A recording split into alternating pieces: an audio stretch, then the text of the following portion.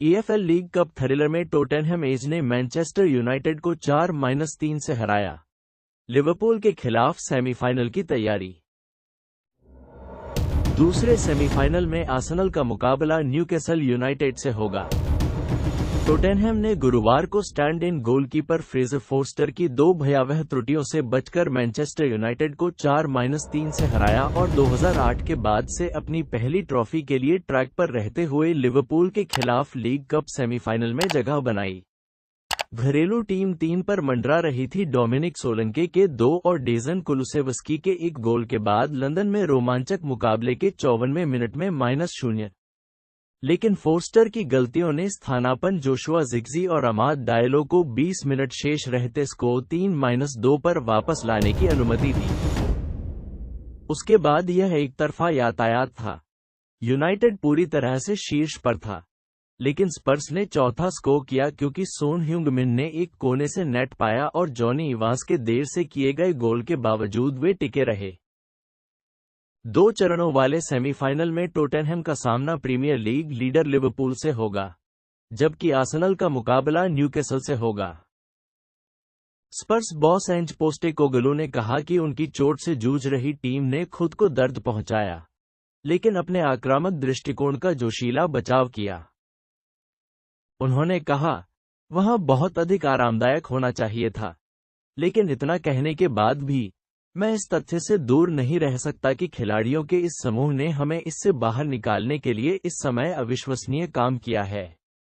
ऑस्ट्रेलियाई ने कहा, मुझे पता है कि लोग कहेंगे, ठीक है, कोई जोखिम मत लो और इस तरह की अन्य चीजें, लेकिन हम 4 गोल और 5 गोल नहीं करेंगे। खेल में गोल करना सबसे कठिन काम है और हम इसे पूरी ताकत से कर रहे हैं। प्रीमियर लीग में 10वें स्थान पर मौजूद टोटेनहम ने 16 वर्षों से रजत पदक नहीं जीता है, जब उन्होंने जुआंडे रामोस के नेतृत्व में लीग कप जीता था। लेकिन वे अब मार्च में वेम्बली फाइनल से केवल 1 चरण दूर हैं। पोस्टेकोग्लू अभी भी अपने साहसिक बयान को देने की राह पर है कि वह हमेशा एक क्लब में अपने दूसरे सीजन में एक ट्रॉफी जीतता है। रविवार को मैनचेस्टर सिटी में अपनी टीम की प्रीमियर लीग में 2-1 की नाटकीय जीत के बाद यूनाइटेड के नए बॉस रूबेन अमोरिम एक बार फिर से धरती पर लौट आए हैं। अमोरिम ने सिटी को हराने वाली टीम में 5 बदलाव किए, जबकि स्पर्स की बेंच पर अकादमी के 6 खिलाड़ी थे। मार्कस रैशफोर्ड को लगातार दूसरे गेम के लिए यूनाइटेड की टीम से बाहर रखा गया था, लेकिन एलेजांद्रो गानाचो, जो रविवार को भी अनुपस्थित थे, बेंच पर थे और दूसरे हाफ के विकल्प के रूप में आए। टोटेनहम ने 15वें मिनट में स्कोरिंग की शुरुआत की, जब आंद्रे ओनाना की जगह यूनाइटेड के गोलकीपर अल्ताए बेंदिर ने दूर से उनके रास्ते में आए शॉट को रोक दिया, जिसके बाद सोलांके ने सबसे तेज प्रतिक्रिया व्यक्त की।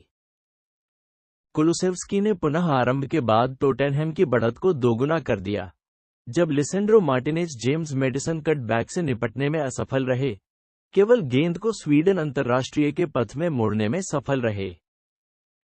स्पर्स 3-0 से आगे थे जब सोलंके ने एक लंबी गेंद को ऊपर से दौड़ाया, जो मार्टिनेज और इवांस के अंदर चली गई और आत्मविश्वास के साथ समाप्त हुई। लेकिन घायल गुग्लिमो विकारियो के स्थान पर तैनात फोर्स्टर की कुछ अविश्वसनीय गोलकीपिंग त्रुटियों के कारण घंटे के ठीक बाद नियंत्रण अराजकता में बदल गया। कुछ मिनट बाद यूनाइटेड ने फिर से गोल किया जब फोर्स्टर बैक पास मिलने के बाद लड़खड़ा गया। डायलो ने उसे एक झटके में बंद कर दिया और जैसे ही फोर्स्टर ने क्लियर करने की कोशिश की, गेंद डायलो से टकराकर नेट में समा गई।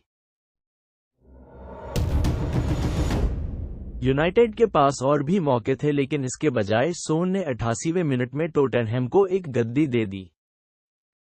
तब भी यूनाइटेड के पास दूसरा ढूंढने का समय था। इवांस एक कोने से आगे बढ़ रहे थे, लेकिन उनके पास समय समाप्त हो गया। अमोरिम ने कहा, हम पूरे खेल में सर्वश्रेष्ठ टीम नहीं थे, लेकिन अधिकांश हिस्सों में मुझे लगता है कि हम सर्वश्रेष्ठ टीम थे। मुझे लगता है कि हम 8 मिनट के लिए डिस्कनेक्ट हो गए। उससे उबरना वाकई मुश्किल था, लेकिन फिर लड़कों ने बहुत अच्छा काम किया। दोस्तों, अगर आपको यह वीडियो पसंद आया हो, तो कृपया इसे लाइक करें और अपने दोस्तों के साथ ज़रूर शेयर करें।